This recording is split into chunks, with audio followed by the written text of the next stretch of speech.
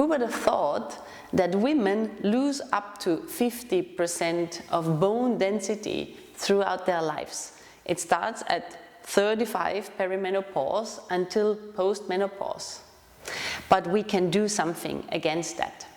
As the estrogen levels drop, women get more and more prone to fractures, and if we don't have a consistent practice, things can go down. If you think about somebody who is older, who you know, who maybe hasn't done so much in their life when it comes to physical activity. So today I want to introduce you to 5 poses which are especially important to do throughout those stages in life. We know yoga is important from birth on until old age, but these kind of things, when they are done regularly and consistently, you will be able to prevent any bone loss. And of course there's also nutrition, supplementation part of it, but today we're gonna check out those 5 poses, and if you like that video, watch more of them. Let's get started with those 5 poses which help you build bone density by also building muscle strength. And remember, at the same time, this also is mentally, emotionally such an important practice. So if you have something like a yoga prop, which is thin like this, please get that, or use a blanket, something where you can sit comfortably on the floor. So I show you why we need it, or also when we don't need it. So if you sit on some height with the legs stretched forward, this pose is called Dandasana, which means the rod. So when you sit on the edge of some height, your sacrum will move into the body, which is exactly what we want. Now, if your hamstrings are long enough, if you know, you won't need this pad, because then as you pull your sitting bones back, your sacrum is already straight. So look for that, because it's quite important, because if your body is out of alignment, you're not actually getting to the correct muscles. Yeah, so once you're seated, pull your buttock flesh back so your sitting bones move away from the heels, and then place your hands down onto the floor. Now you may have long arms and sit on something and reach the floor, or you may have short arms and then you want to be able even have something under your hands so that you feel the pressure of your hands on the floor. So for me, I'm quite proportionate. For me, it works very well. Hands under the shoulders. So now, first thing, contract the quadriceps, which is the thigh muscles, and push the heels away, meaning the toes are coming back to the knees with the feet flexed. So my legs are really, really active, pressing down. And then place the hands under the shoulders with the palms facing down. As you press down, lift the pit of your abdomen, lengthen the sides of your waist, so the side of the rib cage, and then move the shoulder blades down the back. And then work the base of your palm, the heel of your palm down into the floor. Work the heels of your feet forward, and then breathe into this position. Press down from everything which touches the ground, down, down, down. Long and deep breaths. Keep the pit of the abdomen active. Continue to make the shoulder blades going down the back, to press the hands into the floor a little bit more. Take another 3 deep breaths here. Hear yourself breathing. Inhale again. As you exhale, release. That's how it feels to be a rod. So now turn around to come onto your hands and knees. For this position, you work on 2 things, stretch and strength, which is always so amazing about yoga, which I love, because you get 2 things at the same time. So you possibly need some more yoga props if you have them. So here I'm using these blocks, which are very convenient to have for many different things, and place them to the front of the mat. Now step your right leg forward. I just take the block away. You can see that the heel and the knee are in one line, which is very important. And then move your left knee as far back as possible. Now take those blocks, put them slightly under the shoulders, press down, and then inhaling, open the chest to look up. So for 1, the right heel goes down into the floor.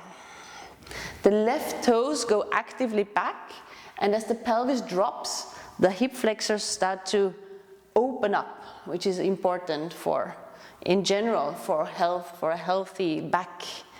Move the shoulder blades down the back. So now to build more strength in this, tuck the toe under of your back leg. Now without lifting your pelvis, only lift the knee off the floor. Only the knee, not the pelvis. So I show you what not to do, is this. Yeah, so if this is happening, then nothing's happening. So what should happen is that the knee lifts, but the pelvis stays down. And then press into the blocks to open the chest, move it away. Work on straightening that back leg.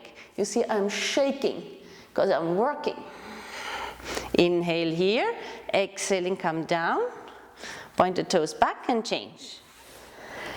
Place the right knee next to the left, step your left leg forward. And then again, start by just releasing the pelvis down. Your left heel under the knee, press the blocks. Inhaling, lift the belly, open the chest to look up. So again, working on stretching this part of the hip. And then slowly tuck your right toes under. And again, without lifting your hip, only lift the knee and straighten the leg. Work on straightening that leg. Press down into the blocks. I want to press myself even more away from the blocks as the leg straightens. Do not let that knee sway out. Yeah, keep the heel in line with the knee. Shoulder blades down the back. Inhale here, exhaling down. And then change again. Let's repeat this one more time. Right leg forward. And then again, as the pelvis is low down, tuck the toes under and lift the knee off the floor. Press back. And again, I want to go a little bit higher with my upper body. So I come up on the block a little bit. And then straighten that leg completely. Breathe deep. Opening the front body. And then release and change. Left leg back. Left leg forward, right leg back rather. And then again, toes tucked. Lift the knee off the floor. And again, press down to open the chest, but let the pelvis drop as the leg straightens. Straighten, straighten, straighten, straighten. Working those muscles. Keep the bones in place. And then come down. And sit back for a moment. So if you don't have any blocks, the option is to place your hand up onto the thigh. That works just as well as with the blocks.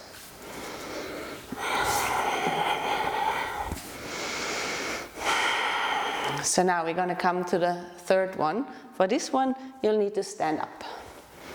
So come up into Dandasana, which is the pose, which we also call the palm tree, straight pose, standing active. Where we are going to is Utkatasana, which means the pose of strength. So press the four corners of your feet down into the floor very strongly, lifting your toes and lifting your inner arches. Remember, when you think about your feet, that your heels are weight-bearing. It's not the front of the toe mounts, this part. It's the heels which weight bear. So a lot of back pain and a lot of issues in our bodies is because we're leaning too much forward all the time. So feel the heels weight-bearing, and the toe mounts are for balance. Now lift the bottom of the belly, keep the quadriceps strong, take your arms out to the sides. Turn the palms up to the ceiling, and then close your hands above. Make sure they come together with the thumbs crossed. By the way, if you have any high blood pressure, then keep your hands on the hips. Yeah, if there is no blood pressure, then take the hands up, thumbs crossed, look up to the ceiling. Now squeeze your knees together and then slowly come down as if you sit on an invisible chair. Drop the sitting bones, squeeze your knees together, lift the belly, open the chest, lift up into the fingertips and drop down from the back a little bit more. Now again, feel those heels as they work towards each other. Spreading the shoulder blades, lift and drop and squeeze those legs towards each other. Breathe deep. Let your eyes go back and up, looking towards the ceiling. Drop down a little bit more if you can, without moving forward. And then inhale and come back up. Take your arms out to the sides and down. And relax.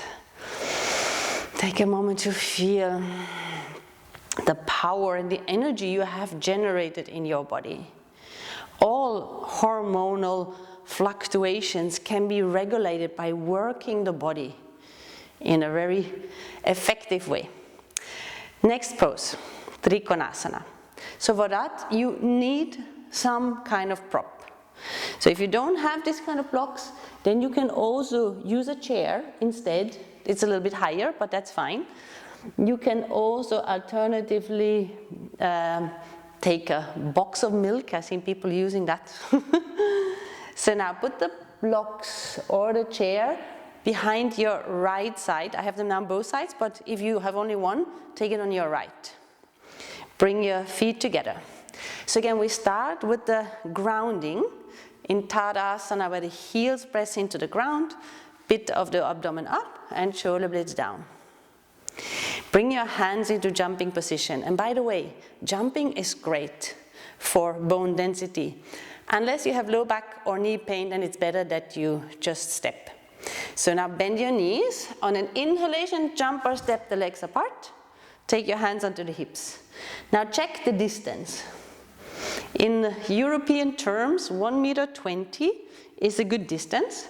Now check that they are wide enough, because usually they're too small. Yeah, a little wider, then don't be shy. Now start with the feet in line with the outer feet, in line with the outer mat.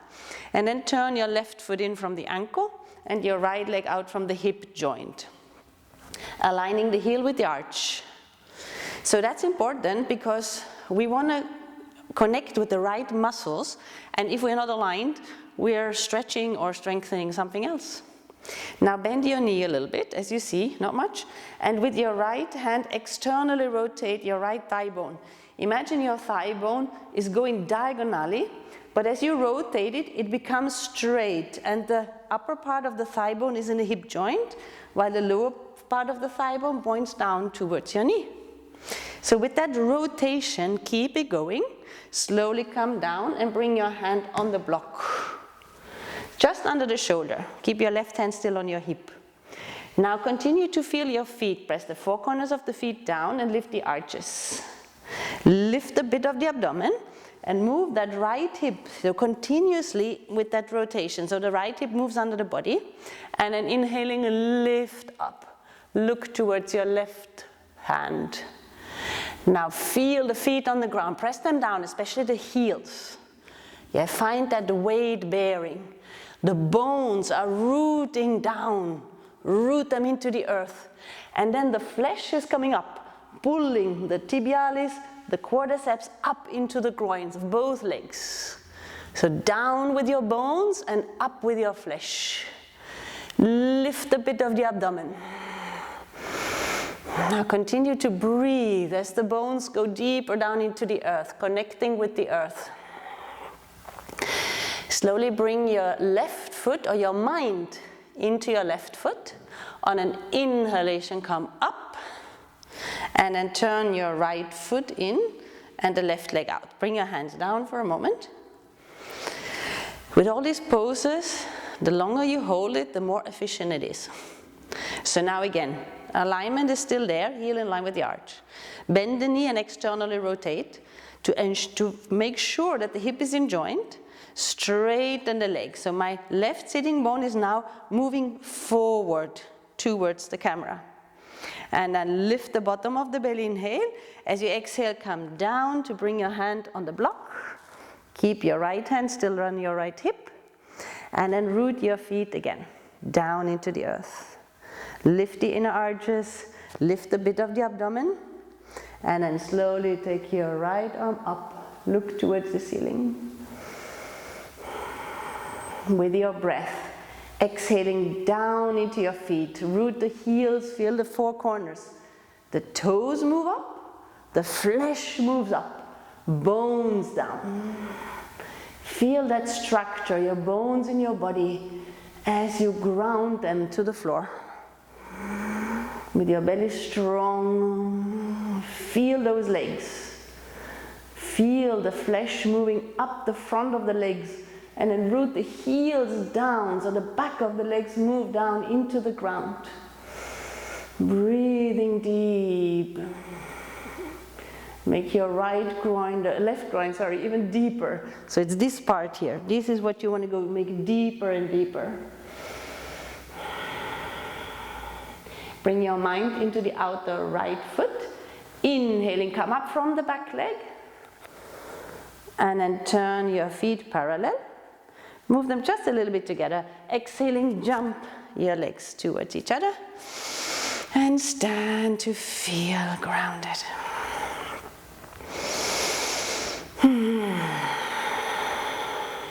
Good. Last one. One more effort. So in the last one, it's going to be a variation of the plank. It's called Palakasana in Sanskrit. And for that one, we're going to put the elbows on the floor. Before we do that, I want to show you one thing which you need to experience in your shoulder in order to get the benefits from it. So lift your arms, have the elbows in line with the shoulders. With the hands above the elbows, now move your hands behind your elbows and then back to the center. Behind the elbows and back to the center. So as you do this movement, you should feel under the armpit an action, a muscle. This is called the serratus anterior muscle. And when that is active, your plank will be amazing.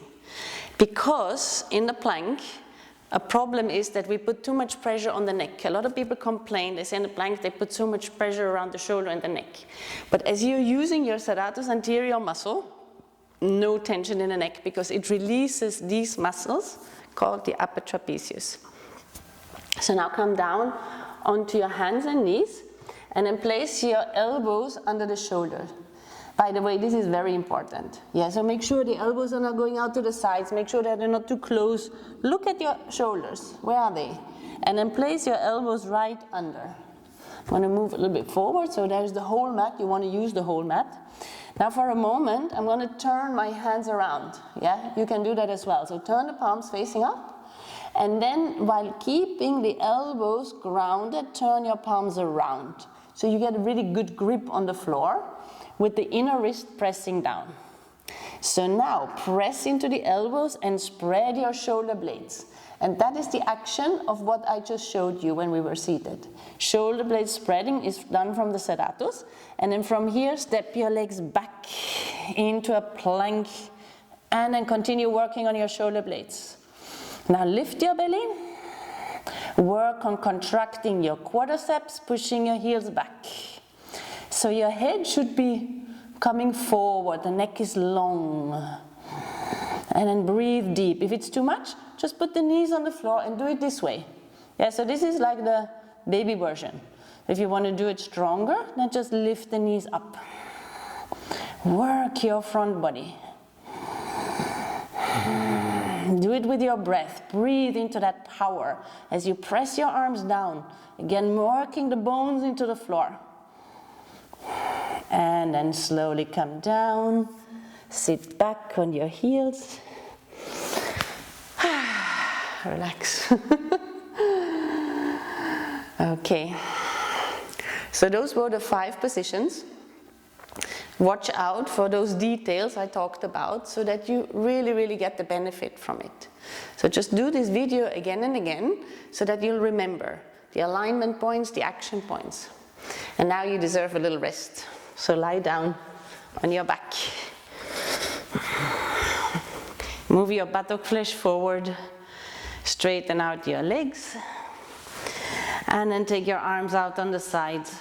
Close your eyes. Resting is part of the whole work. Take a deep inhalation, exhale, let go.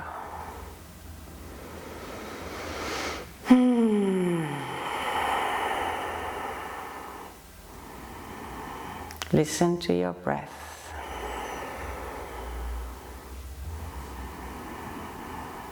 And release a little bit more with every exhalation.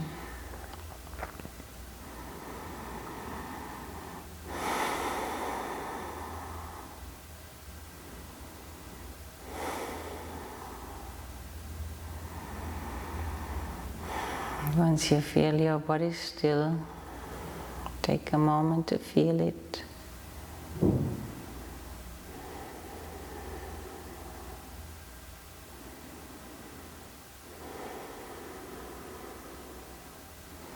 And then slowly bend your knees one at a time.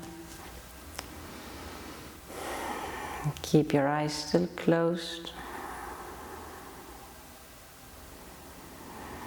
And then roll over to the right.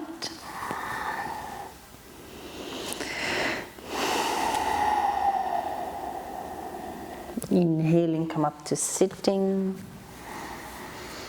Keep your eyes still closed.